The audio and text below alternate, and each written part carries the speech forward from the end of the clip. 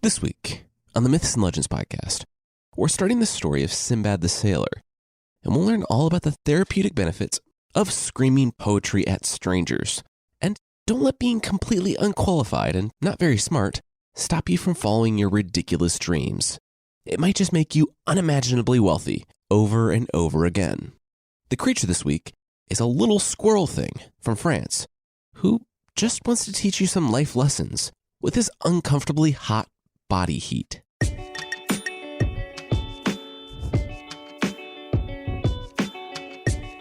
This is the Myths and Legends podcast, episode 71A, Venture. This is a podcast where I tell stories from mythology and folklore. Some are incredibly popular stories you think you know, but with surprising origins. Others are stories you might not have heard, but really should. The story today is from a collection known as 1001 Nights. It was collected over the course of centuries by many different writers, and we've actually already told two stories from it, Aladdin and Ali Baba. Today's story is set right in the middle of the Middle Ages, in a largely Islamic society, and the story takes place all around the Middle East and parts of Asia, with Sinbad living in Baghdad, in modern-day Iraq. Sinbad the porter's back ached. He was getting too old for this. Well, anyone would be too old for this. His job was lugging heavy things around Baghdad on his head. With the noonday sun beating down on him, he could say he was having a tough morning, but really, they were all tough mornings. His back and neck screamed under the weight, till he had to take a rest, till he had to sit down. He passed a manor, and he was hit by the cool, sweet-smelling air that wafted from inside. He was ahead of schedule, so he shrugged. Why not rest in the stranger's home without permission? What could go wrong? He laid his burden down on a bench and sat back. Even though he should have just enjoyed the cool air and a few minutes' respite from way too much weight compressing his spine, he started to check out his surroundings. A discontentment began to grow within. His situation couldn't be more different from whoever owned this house. He toiled daily for just enough means to live on, but this person obviously sat back in luxury.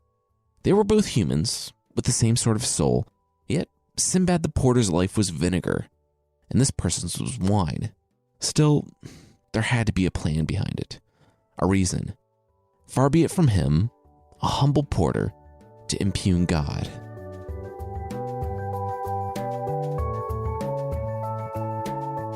Like most people would do while technically trespassing on private property, the porter began complaining about his lot in life, loudly and in verse. When he was finished, the porter felt a bit better. Sure, he was still a victim of crushing inequality, but screaming some poetry to no one in particular really helped to put things in perspective. Steadying the items upon his head once again, he was about to stand when he heard a young man huffing and puffing his way down the stairs. "Hey, you, wait," the young man called out to the porter. "Yeah, you, the only person in this room. Can you come here, please?" The well-dressed page stood staring at the porter, who, if there's a spectrum for sweatiness, was definitely a few shades closer to drenched. The porter stood slowly and walked toward the page. "Yeah, so were you the one singing just now?" the page asked. "Well, it was non-rhyming free verse, so if there was a musical quality, it was solely due to the sounds produced by the words," Sinbad the porter corrected. "Okay, so the answer is yes," the page replied. "So my master is actually in the room right above you, having lunch with a lot of important people." The porter suddenly became very grim. "So Yeah, the page interrupted. "Both these stairways go up there, and they could hear you through the window. Given the acoustics of the room, your words about how some people have it so easy and don't have to work were very audible for a group of people who have it so easy and don't have to work. Anyway, my master would like a word." The page could see the porter hesitating. "Look, buddy," the page said, "I feel for you. I'm a page. My dad was a porter. I get it. I don't know what he wants, but I do know that you'll be in more trouble if you run. So just go up there. I'll watch your stuff while you're gone." The porter knew he didn't have a choice. He did not know what would happen, but if he left his burden and ran, he would risk angering two noblemen. It was better this way. Hopefully. Sinbad the porter ascended the stairs into paradise. He had never seen a hall so amazing. The table in the center held an array of foods from all over Europe, Africa, and Asia, and the owner must have been well-traveled, because the treasures and oddities from all around the world decorated the walls of the hall. There were magnificent instruments played by slave girls, quote, arranged in proper order, which I'm sure there's some cultural context for it, but that sounds a little weird. The porter looked at the man sitting at the far end of the table, with a beard tinged with gray, and bowed low. The master laughed and told the porter to stop all that nonsense. Come, sit at the table and eat. The porter knew he wasn't worthy, but an order from a nobleman was an order from a nobleman. If he had to sit at this beautifully arranged table and eat this delicious food, he supposed he would. So, what's your name? The master asked. And what do you do? Well, I'm Sinbad the porter, and I'm a porter. I carry stuff in my head for money. Guess I could have just said Sinbad the porter. No way, the master said, nearly spitting his drink out of his mouth. Your name is Sinbad? My name is Sinbad. People call me Sinbad the sailor. We have so much in common. I mean, the porter started, looking down at a plate worth more than he would make in his lifetime. Yeah, totally. I mean, I can think of a couple differences, but they're small. That poem you recited/yelled outside. Mind saying it for me and the assembled group of nobles that basically own the city? Sinbad asked. The porter tried to get out of it, but Sinbad the sailor wouldn't have it. The story in the poem reminded Sinbad the sailor of his own journey. And if it wouldn't be too much to ask, with the implication that he wasn't really asking so much as commanding, would the porter please recite it for the room? Sinbad the sailor said he would make it worth Sinbad the porter's while. Not having many choices, Sinbad the porter once again recited the verses describing his misery. At the end, Sinbad the sailor sat back and smiled. Like I said, our stories are so similar, you have no idea.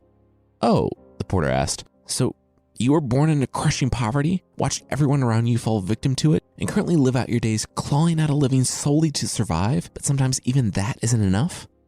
Well, no, Sinbad the sailor said. I was actually born rich, I wasted it all, and then went on thrilling adventures. Basically the same thing, though. Anyway, sit down. I'll tell you all about it. Wait a second. Is this a framing narrative? The porter asked. Yeah, you didn't know that? Sinbad the sailor said.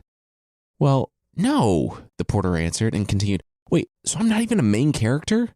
My whole reason for being here is a setup for the stories of your adventures? Pretty much, Sinbad the sailor said. Thanks, by the way.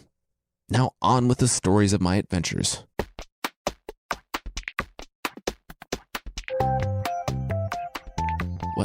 What am I even looking at? Young Sinbad the sailor's friend asked, staring into an empty room. This was the room where my money was, Sinbad said.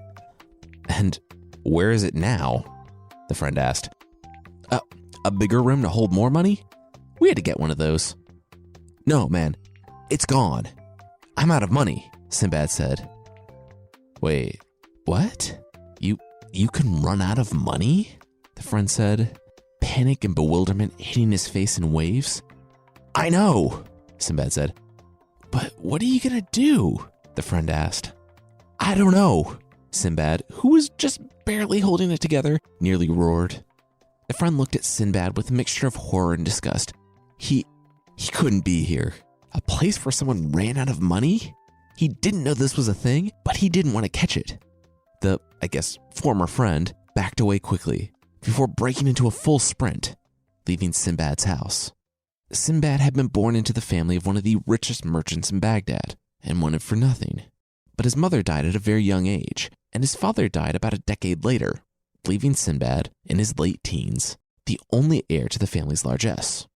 He figured out way too late that in order to make more money, you had to do something, like work, or lend the money, or invest the money, anything.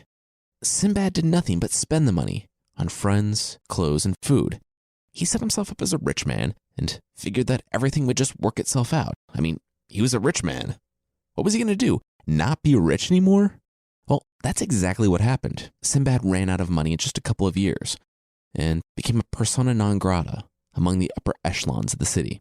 Finally, Sinbad was faced with a dilemma. He hadn't been able to afford his massive mansion for a long time, but now he couldn't even afford a humble, normal-sized mansion.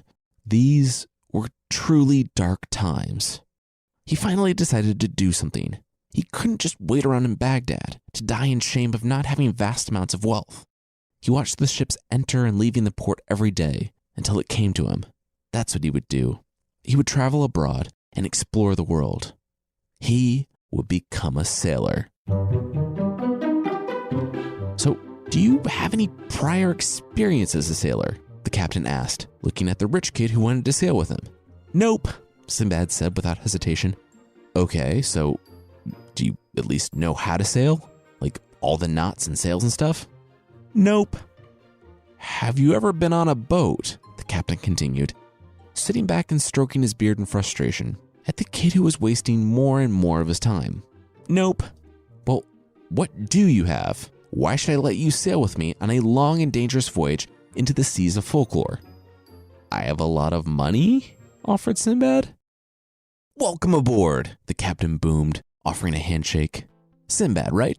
Well, now you're Sinbad the sailor, because you're gonna go with us and hopefully not touch anything. Also, sailing is super dangerous.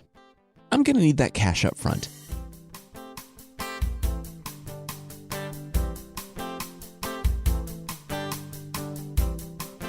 We'll get back to Sinbad making horrible decisions right after this.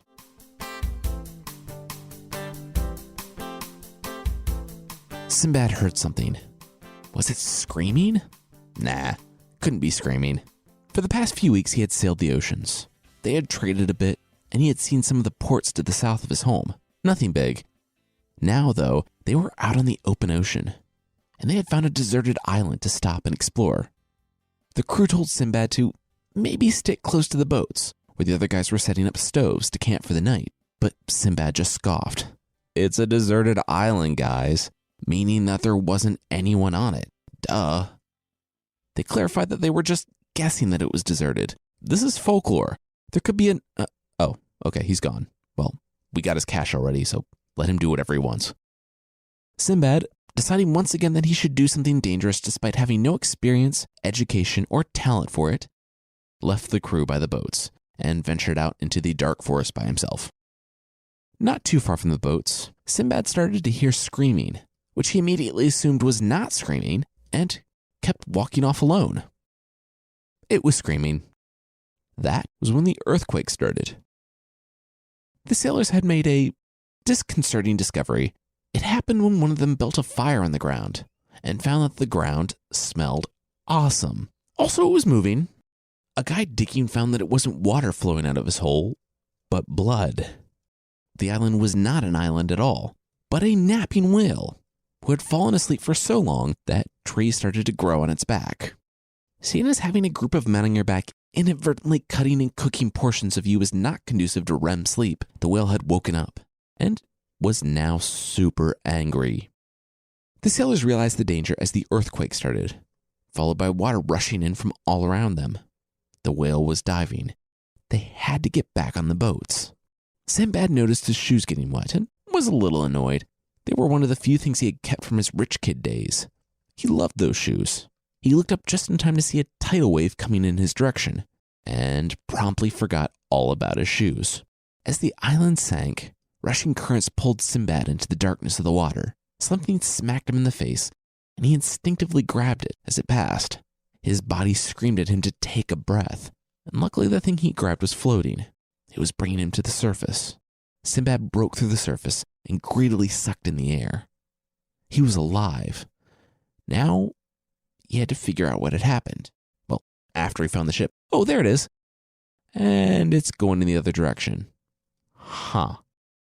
The captain, having lost half his crew, was speeding away from the whale as quickly as possible. The captain felt bad about his crew that hadn't made it in time, but if the whale came back for revenge for lighting fires on its back, then they would all die. Sinbad looked at what he was holding and found it to be a wash tub, a wooden one. Treading water, Sinbad somehow managed to empty out the tub and climb aboard without capsizing the thing, which, yeah, I get that the island was just a whale, but let's just appreciate how impossibly difficult emptying and then boarding that little tub would be in this situation. No one else had survived in the water, and that night was a quiet one for Sinbad. There were no sounds, save the rhythmic splashes of the waves against his tiny vessel. In the fetal position within his tubboat, and after spending a whole day under the harsh sun, Sinbad knew that this was it. He was lost at sea. Best case scenario, his remains would wash up on some faraway coast. His thirst would finally kill him. And wait, what was that? Sand scraped at the bottom of his boat as the waves beached him on the shore of yet another island.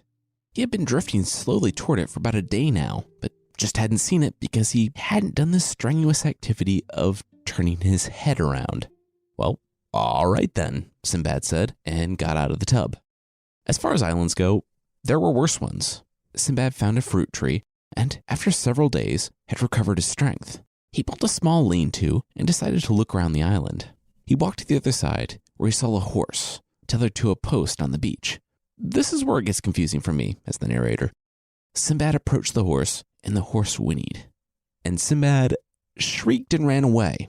It was while he was running that Sinbad heard the words, "Who are you? Where do you come from? And why are you here?" Sinbad turned around to see the sand parting and a strange man rising to the surface. Sinbad stopped running, turned around, and said, "Hi." The strange man cocked his head. "Wait, so you ran in terror from a perfectly normal horse making a standard horse sound, but when a creepy stranger rose like a ghost from the sand, you were cool with having a conversation?" "Yeah, why?" asked Sinbad.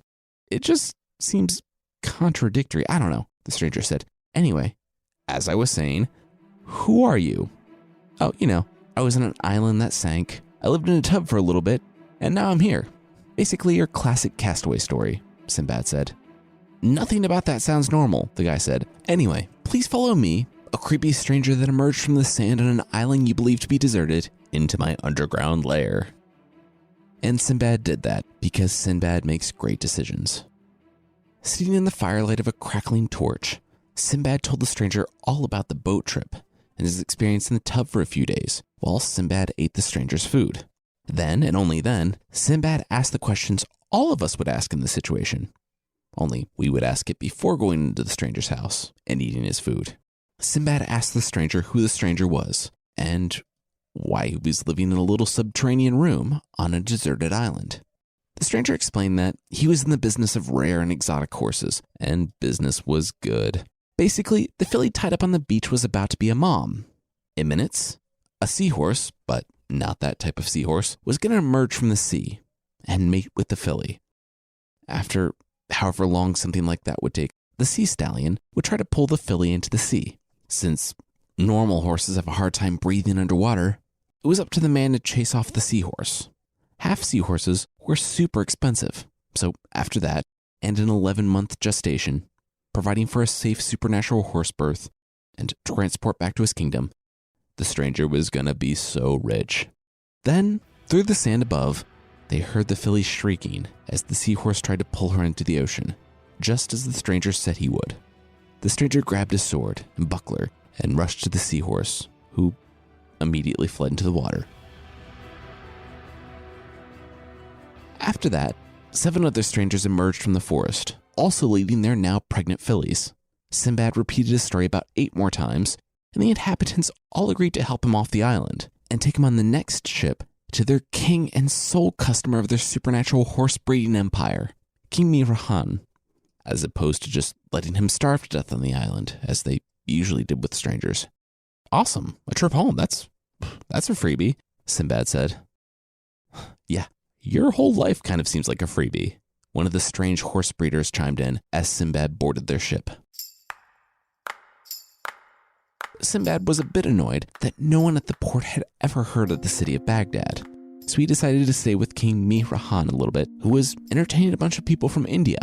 Sinbad took this time to educate himself on the details of India's caste system, just because, before taking some time to sail around the islands. On his trips, he saw a fish that was 400 feet long, and various other fish with the faces of owls, among other stuff that is, quote, strange and wonderful. After disembarking back in King Mihrahan's city again, he decided to walk around port, talking to all the various peoples that happened to be docked there. But this time he saw a new ship, and asked what they had in their hold. As it turned out, they were also from Baghdad, the first crew that he had met in a long, long time, though they, too, were lost. They said that they had a successful trading venture that made them all obscenely rich, they had lost a lot of people in kind of a shipwreck, though more of an island wreck. Anyway, the captain asked, "You're from Baghdad, right? So whenever we get back, we need to look up this guy. His name is Sinbad, and we need to give his family all of his stuff." We were joking around about calling him Sinbad the Sailor, and he didn't realize that we were actually making fun of Captain? What? What a coincidence and a conveniently easy way to wrap up my first adventure. Wow, okay, I'm Sinbad. The captain narrowed his eyes. Nope. This Sinbad guy was a complete doofus rich kid. Besides, you're wearing different clothes and have a beard. Men don't simply grow beards and change clothes over the course of several months. I don't know who you are, but you're not going to get the riches of this guy we barely knew and didn't like. Okay, wow, a lot of stuff coming out, Sinbad said. But I'm him. I gave you a lot of money. I was on the whale island. I survived in a tub for a couple of days. It's me. The captain narrowed his eyes again. People couldn't simply make stories up. This guy was the real deal. The rich doofus had survived. The captain congratulated Sinbad on surviving and going through a character-defining ordeal to overcome hardships and become an adult and mature as a human being. I mean, let's not go that far, Sinbad said. Where's all my money so I can go back to being rich? And Sinbad returned to Baghdad, where he resumed being rich. He bought houses that exceeded his father's and did a modicum of work to invest his earnings so as to not dip into poverty again. Then he bought slaves, servants, concubines, and other human beings, which, okay, and partied so hard with his friends that he forgot his toil, hardship, and life lessons that he had learned abroad. Older Sinbad the Sailor sat back at his table. Most of the nobles had filtered out of the room, and just he and Sinbad the Porter were left. Sinbad the Sailor said that this was the first of 7 adventures, and when Sinbad the Porter returned tomorrow, he would learn the second. Sinbad the Porter explained that, well, sitting in a cool room and being forced to listen to a story was awesome and all, but he had to work.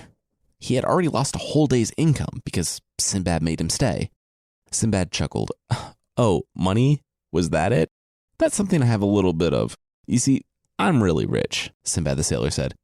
Yeah, I mean, we've established that, like, a lot, the porter said. Well, one day of your peasant work, what can it cost? Sinbad the Sailor asked. 100 gold pieces? One day, that's more like 3 years, the porter started, but stopped himself. Yes, that is exactly what the cost of one day's work is for me. A little low, but I'll survive. Sinbad the Porter sat down to the best breakfast he had ever seen, let alone eaten. He told those rich nobles exactly where they could put all those heavy items that morning. He just had to sit here and listen to the stories of an out-of-touch rich dude. At this rate, he might never have to work again. So there I was, rich, powerful, and famous, asking myself, Sinbad, are you happy? And then I laughed. Of course I was happy. I was rich, powerful, and famous. But then I asked myself the really important question of, was I interesting enough to tell cool stories to strangers? That's what was missing in my life. So I did the only thing I could think of. I leapt aboard another ship, Sinbad the Sailor explained, while munching breakfast with Sinbad the Porter turned Sinbad the Story Listener the next morning. So Sinbad left. This time, Sinbad the Sailor was a successful merchant, so he loaded his own goods aboard his ship for trading. When they stopped a few times, made some money, and eventually landed on a deserted island, where Sinbad went off by himself. Wait, again? Sinbad the Porter chimed in. What? Why would you do that again? After what happened last time, this is, like, the same thing. It's not the same thing, Sinbad the Sailor cautioned. The island wasn't a whale this time. Did they leave you there alone? Sinbad the Porter asked. Sinbad the Sailor paused. Okay, the first and second adventures are similar, but they're not the same. And yes, they did leave me on a deserted island. Sinbad the Porter said. Okay, so there I was, starving and alone, on a deserted island in a completely different situation than last time when I was starving and alone on a deserted island. When I saw it, up ahead, there was a mysterious subterranean dwelling, Sinbad the Porter said, just before taking a victory sip of his water. What? No. It was a mysterious mountain dwelling. Totally different. Just listen to the story, Sinbad the Sailor said. So Sinbad approached the massive dome on the mountain. The The climb took the better part of the morning, and he had to huddle in a rock crevice for the night, not having any way to make a fire. As his stomach groaned the next morning, he hoped that whoever built this dwelling was home, and nice, and super cool about giving him a ride home, like those horse guys from last time. The next morning he was standing outside the massive dome, but he couldn't find the door. He pounded on the outside, again and again, and walked all the way around it. It was a sheer wall. He didn't know what to do, and collapsed in exhaustion and despair. Then the sun went out. Sinbad was pretty sure day lasted longer than 4 hours. I mean, sure, islands were weird, what with copious amounts of owl-faced fish and other stuff, but this was kind of a stretch. Then he heard the sound. The sun hadn't gone out. It had just been blocked. Sinbad squinted and saw its shape, barely visible in what sunlight was able to get around it. It was the rock. No, not that rock. This rock was a bird of prey from Arabic and Persian folklore. Needless to say, it's quite large. Sinbad described it as big enough to block out the sun, saying it fed its young with elephants for breakfast. The young, it seemed, that lived inside the egg that Sinbad mistook for a dome on the top of the mountain. What? Sinbad the porter said. Yeah, see, totally different. Sinbad beamed and continued on with the story. It wasn't totally different, though. Sinbad buried himself in the nest surrounding the dome/egg that he had just now noticed. He feared for his life. He was so small, this bird could destroy him by accident. But his size would actually be the thing that saved him. The bird didn't even know Sinbad was there. It had landed on the egg and fallen asleep. Sitting in terror under the sleeping rock, Sinbad had a maybe terrible, maybe brilliant idea. He was gonna fly. He was gonna die here anyway, either from starvation or the bird finally taking notice. He might as well go for broke. He snuck toward the sleeping bird and unwound his turban, and gingerly tied it around the bird's leg, and then just kind of hung out until the bird awoke to go hunting. He winced, bracing and holding tight to his cloth as the bird flapped and flapped, pulling himself airborne and not noticing the human hanging from his talons. Sinbad traveled over seas and mountains and deserts until finally the bird landed in front of a massive, angry serpent. Sinbad was already in the process of getting himself untied when they landed, so he was able to run away from the whole thing as fast as he could. Both the massive bird and the Jormungandr-sized serpent too occupied with killing each other to notice little Sinbad. Wait, so you not only survived, but you got to see a sweet, giant monster fight? The porter asked older Sinbad back in his dining room. Sinbad the sailor nodded. Wow, you are really lucky. Like, suspiciously lucky. Anyway, who won? The porter asked. The rock won and flew off with the serpent's limp body dangling from its talons. But Sinbad wasn't that lucky. He looked out across the valley where his bird lift driver had dropped him. Oh, he had made a horrible decision. For miles and miles and miles in every direction, the rocky, desolate valley stretched on. Unlike the island where he had tethered himself to the bird, there weren't any trees, water, or shelters here, and night was quickly falling. His stomach growled. He hadn't eaten in days. He had saved himself from one fate to find himself in a far worse one. Then he remembered. The rock had come here for the snakes. What if the giant one that the bird killed wasn't the only snake in the valley? That's when, in the twilight of the fading day, Sinbad began to see the eyes opening in the darkness all around him. Snakes. Why'd it have to be snakes?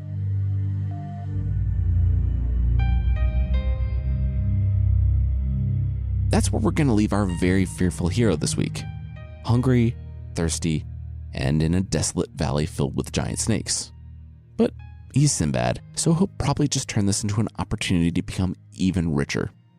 I want to say thanks to JBC1934, The Reviewer 222, Colo Pork, CPM Ga, Kyle 1233455, B Dunks, Dead Judge, TML for Life, B Gardner 1, Scooter Sillas, Riley Tate, OSU Rebel 24, Richie Ingram, Shadow Woo, Cal Dillon, and Dork Knight 39 for the reviews on Apple Podcasts. Thank you all so much for not just listening, but for taking the time to go write a review. And if you'd like to leave a review, Apple Podcasts is still the best place. And you can find the show there at apple.mythpodcast.com. There's also a membership thing on the site. For less than the price of 5 cat butt magnets, you can get extra episodes, source pack ebooks, and ad-free versions of the show that won't give you a face full of cat butt every time you reach for something in the refrigerator. Check out support.mythpodcast.com for more info on the membership.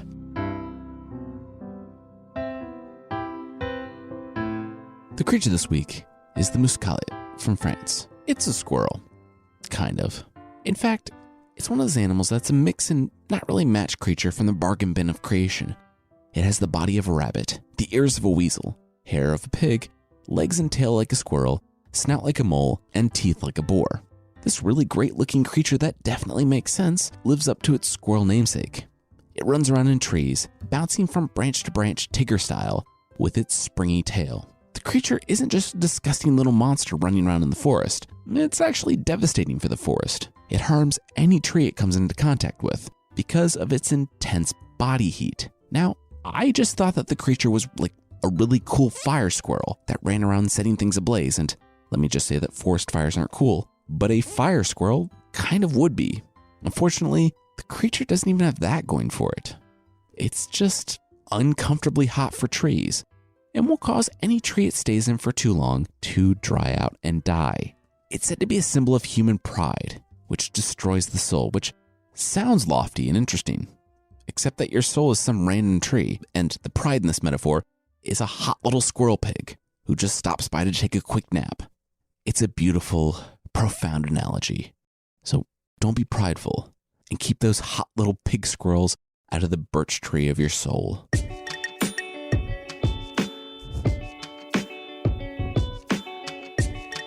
That's it for this week. The theme song is by the band Broke for Free, and the Creature of the Week music is by Steve Combs.